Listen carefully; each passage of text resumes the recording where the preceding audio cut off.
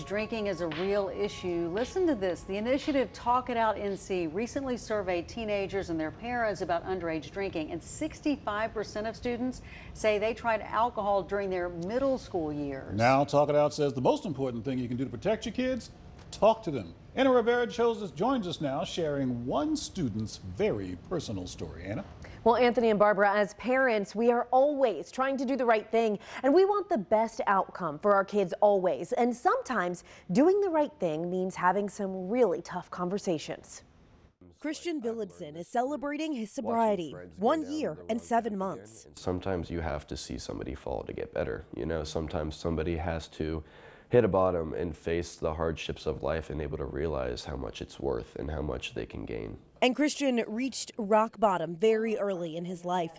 He's only 18 years old. It all began for me in middle school, the shift from elementary to middle school. And Christian isn't alone. Early in middle school, Christian started vaping and then smoking marijuana and heavily drinking alcohol.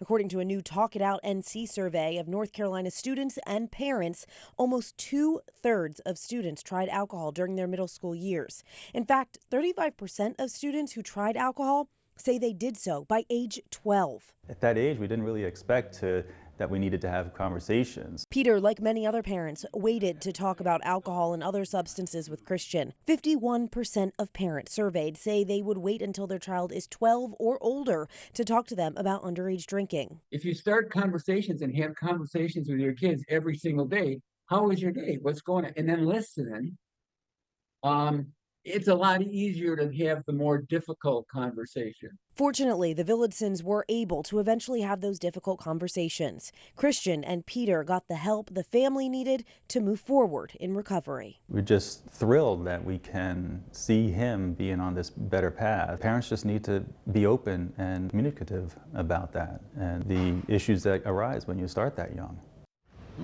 And if you are hoping to have that conversation with your child, but you just don't know where to start, the best place to go is talkitoutnc.org. They've got plenty of resources on there and ways to start that conversation.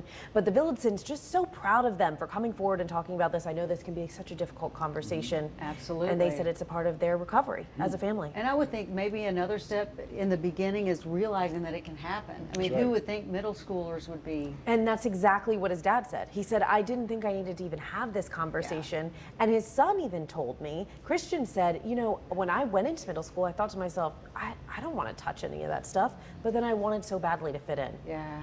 Eye-opening report. Yeah.